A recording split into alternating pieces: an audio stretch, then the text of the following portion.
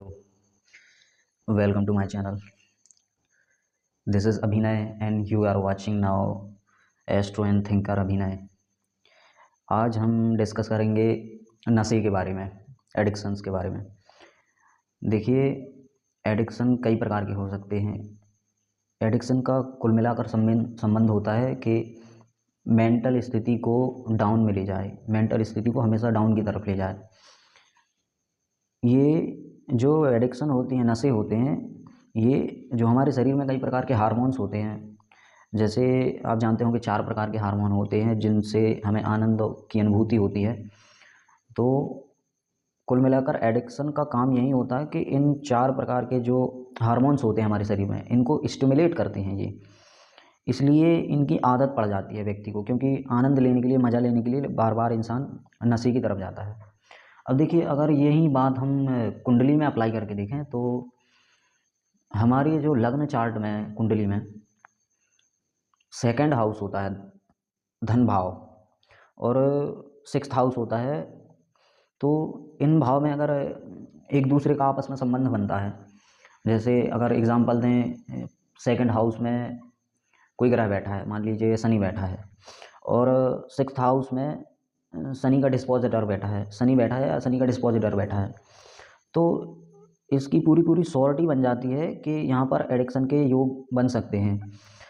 अब अगर 2nd house का और 6th हाउस का किसी प्रकार से आपस में विपरीत संबंध बनता है कि 6th हाउस का लॉर्ड 2nd हाउस में बैठे, 2nd हाउस का लॉर्ड 6th हाउस में बैठे, 2nd हाउस का लॉर्ड 6th हाउस में डेबिलेटेड बैठे, 6th हाउस का लॉर्ड 2nd हाउस में डेबिलेटेड होकर बैठे, मतलब नीच अवस्था में बैठे, तो ये पूरी संभावना बनती है कि यहाँ पर एडिक्शन की तरफ व्यक्ति जाएगा ही जाएगा।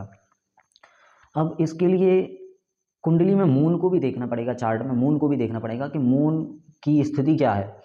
अब यही बात 6th हाउस का लॉर्ड 2nd हाउस में बैठा है, वहाँ पर कोई मेलेफिक प्लैनेट का इन्फ्लुएंस है, मेलेफिक प्लैनेट स्वयं वहाँ पर बैठे हुए हैं, कंजंक्शन बना के बैठे हुए हैं।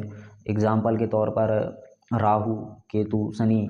हालांकि राहु भी नशे के अंडर में आता है, परंतु वो सूखे नशों के अंडर में आता है। और जितने भी गीले प्रकार के नशे होते हैं, जितने भी गीले नशे होते हैं, जैसे शराब हो गई, तो ये शनि के अंडर में आते हैं। और राहु के अंडर में सूखे नशे जैसे ड्रग्स हो गए, ये सभी। ठीक राहु, केतु और शनि को भी देखना पड़ेगा कि 6th हाउस में या 2nd हाउस में इनका संबंध तो नहीं बन रहा किसी प्रकार से। और चंद्रमा को देखना पड़ेगा कि चंद्रमा कहीं डेबिलेटेड तो नहीं है, चंद्रमा की स्थिति खराब तो नहीं है, कहीं चंद्रमा मेलेफिक प्लैनेट की कंजंक्शन में तो नहीं है, राहु केतु से दृष्ट तो नहीं है, राहु केतु की कंजंक्शन में तो नहीं है, शनि की कंजंक्शन में तो नहीं है।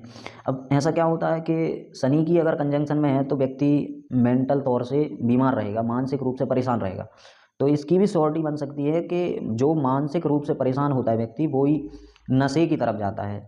तो राहु, केतु और शनि की कंजंक्शन में अगर चंद्रमा आ जाए, तो वैसे भी चंद्रमा बहुत सौम्य प्लेनेट है, बहुत ज़्यादा सौम्य प्लेनेट की कैटेगरी में आता है चंद्रमा। और अगर राहु केतु की कंजंक्शन में आ गया, शनि की कंजंक्शन में आ गया, तो फिर चंद्रमा बुरी तरह से पीड़ित हो जाता है। चंद्रमा को भी देखना पड़ेगा कि चंद्रमा कितना बलवान है, चंद्रमा को कितने पापक ग्रह दृष्ट हैं, चंद्रमा कितने प्रकार के पापक ग्रहों से दृष्ट हो रहा है, कितने प्रकार के शुभ ग्रहों से दृष्ट हो रहा है। इससे भी कुल मिलाकर ये तो पता लगाया जा सकता है कि इंसान को मानसिक परेशानी तो नहीं है, क्योंकि मानसिक परेशानियों से ही नशे की आदत पैदा होती है। Thank you.